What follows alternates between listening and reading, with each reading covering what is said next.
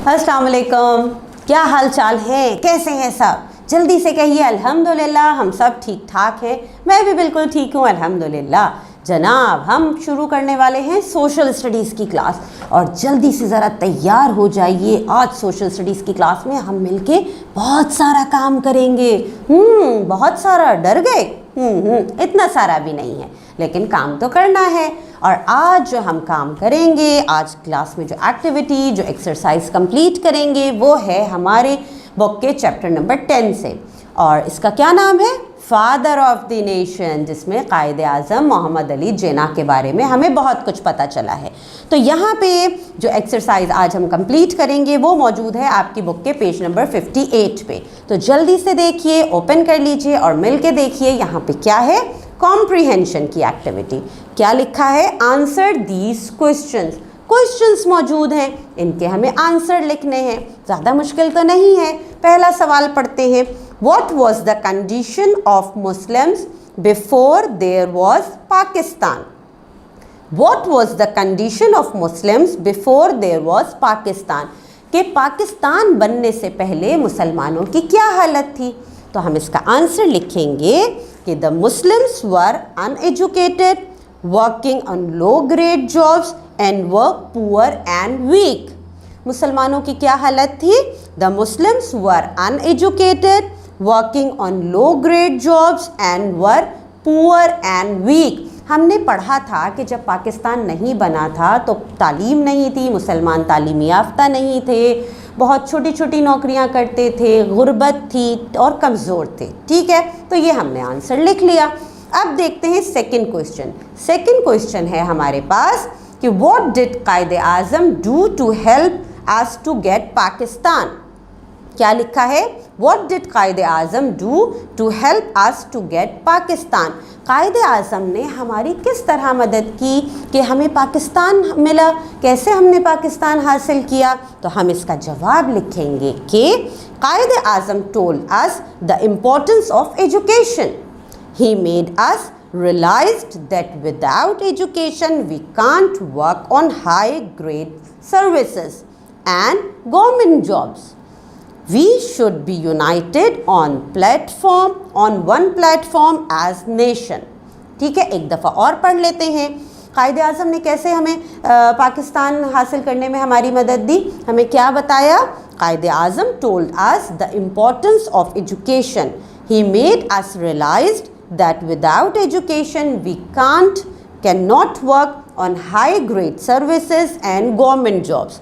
We should be united on one platform as a nation. कायदे आज़म ने हमें तालीम की अहमियत का एहसास दिलाया और बताया कि अगर आप तालीम हासिल नहीं करेंगे तो आपको अच्छी जॉब्स नहीं मिलेंगी, गवर्नमेंट जॉब्स नहीं मिलेंगी, तो आप तरक्की नहीं कर सकते। यानी तालीम तरक्की के लिए बहुत ज़रूरी है। अच्छा जी, अब है हमारे पास क्वेश्चन नंबर 3। क्वेश्चन नंबर 3 है हमारे पास कि why did he have to unite us first? क्या लिखा है?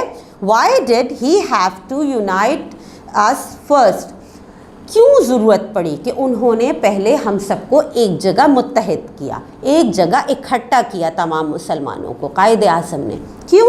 इसका जवाब हम लिखेंगे। Quaid-e Azam united Muslim under one roof, that is Islam or religion. This made Muslims strong and powerful. Unity made them achieve their goals. Pakistan, because united we stand, divide we fall. एक दफ़ा फिर पढ़िए मेरे साथ। इसका आंसर है question number 3 का, Quaid-e Azam united Muslim under one roof and that is Islam or religion.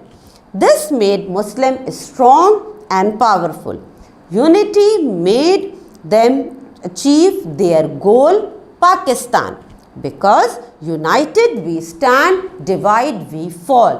कायदे आज़म ने उन सब को यानी तमाम मुसलमानों को इकट्ठा किया इस्लाम के परचम तले। ठीक है, कि उन्होंने एहसास दिलाया कि हमारा दीन एक है, हम मुसलमान हैं। तो जब हमें ये एहसास हुआ तो तमाम मुसलमान मुत्तहिद हुए और उन्हें अपनी ताकत का अंदाज़ा हुआ और उन्होंने पाकिस्तान हासिल किया। तो इस तरह से हमने 3 क्वेश्चन थे, वो तीनों क्वेश्चन हमने कंप्लीट कर लिए। अब इसी पेज पे एक और एक्टिविटी है, उसमें से भी हम थोड़ा सा काम आज कंप्लीट करेंगे।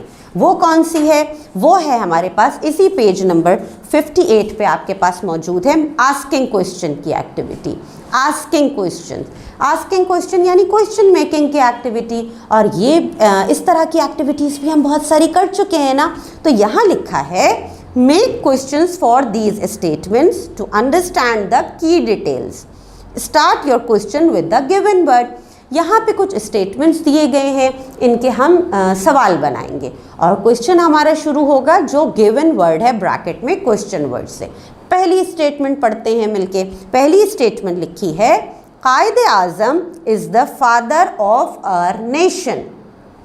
कायदे Azam is the father of our nation and bracket में है हु। अच्छा जी, बताया गया कि Quaid-e Azam father of the nation है। अब इसका सवाल क्या होगा कि कोई पूछेगा who is the father of nation, कुछ ऐसे ही होगा ना, हु से सवाल शुरू करना है। तो हम क्वेश्चन बनाएंगे who is the father of the nation. फिर पढ़िए मेरे साथ, who is the father of the nation. शाबाश, ठीक है, एक क्वेश्चन हमने बना लिया। अब देखते हैं सेकंड स्टेटमेंट। सेकंड स्टेटमेंट है हमारे पास Hindus and British treated Muslim badly before Pakistan. फिर पढ़िए एक दफ़ा स्टेटमेंट मेरे साथ, Hindus and British treated Muslim badly before Pakistan. इस स्टेटमेंट से हमें पता चला कि हिंदू और ब्रिटिश जो है वो पाकिस्तान बनने से पहले मुसलमानों के साथ बहुत बुरा सलूक करते थे। अब इसका सवाल क्या बनेगा? क्वेश्चन वर्ड है हमारे पास हाउ। हाउ, तो सवाल कुछ यूँ बनना चाहिए ना कि कैसे ट्रीट करते थे हिंदू और ब्रिटिश। तो हमारा सवाल बनेगा how did Hindu and British treat Muslim before Pakistan. हमारा सवाल क्या बना? How did Hindus and British treat Muslim before Pakistan, कि पाकिस्तान बनने से पहले हिंदू और ब्रिटिश जो थे वो मुसलमानों को कैसे ट्रीट करते थे।